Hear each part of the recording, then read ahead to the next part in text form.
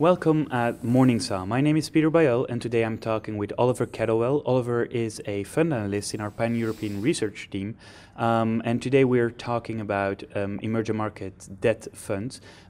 Oliver, welcome. You have brought two emerging market debt funds with you today, one in hard currency, one in local currency. Both are managed by ING, have a superior rating. Maybe you can fill us up about the team or the teams. Is this managed by the same team or are there two separate teams for the emerging market debt with ING? Yeah, they have a core sort of emerging market debt team. So within this core team, there are people who are involved with both funds, but the hard currency fund and the local currency fund do have sort of specific PMs dedicated to them as well. So in that sense, there are some differences to the teams. Yes. The two funds are managed by two separate teams, or there is some overlap, both managed by Gorky Urgieta, who is the head of the emerging market debt team. Where is this team located? Are they here in the Netherlands, or where are they? From where are they managing the fund? Yes, so with this being an emerging market debt fund, the team is spread out across various regions of the globe. There is a core team here in the Netherlands, based in The Hague, but they also have analysts in Asia and in the US.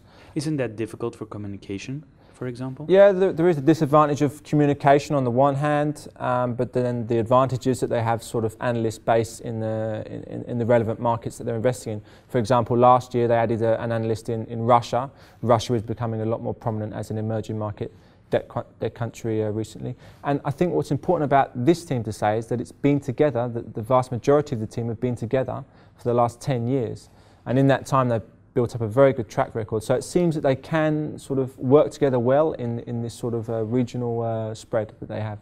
So coming back to the portfolio of these funds and the process, how they invest, from the Morningstar style boxes for these two hard and soft currency funds, we learned that the one is has generally a low duration, the other has a long duration.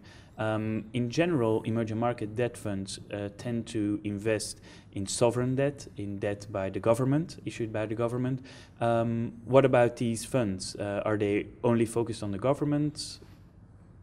Yeah, I think you're right there. Most emerging market debt funds do focus on sovereign debt, national debt, and the funds at ING are no different. They are predominantly driven by sovereign debt. However, they do have exposure to corporates, so corporate debt on the emerging market level. And I think this brings a sort of a little bit more diversification to the portfolio compared to other funds most other funds in this category.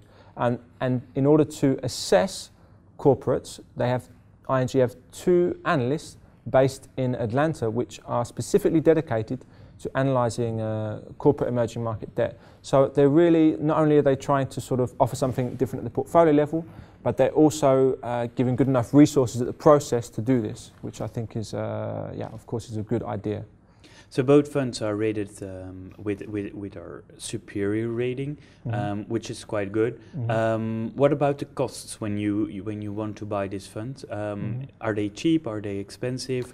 Relatively spoken, in the category. Yeah, I think both funds are a little bit more expensive than average, but only about 20 or 30 bips or so.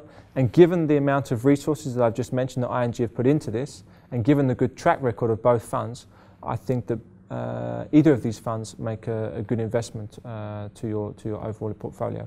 But one thing I perhaps should just add to that is that I think that both these funds, they give you a chance to have exposure to emerging market debt, but from a differing risk profile. The local currency fund has lower volatility and returns, so lower risk, but it's also seen sort of average returns, whereas the hard currency fund has a high risk profile, but it has seen much higher returns. So you do get a better risk-reward profile trade-off for that sort of extra risk that you get with the hard currency. But still, emerging market debt is only good for a small portion of your overall portfolio, given the risky nature of the emerging markets. Oliver, thank you very much. Thanks, Peter. This was Peter Bayel for Morningstar together with Oliver Kettlewell. For more information about these two funds, you can find us on the Morningstar website. Thank you very much for watching.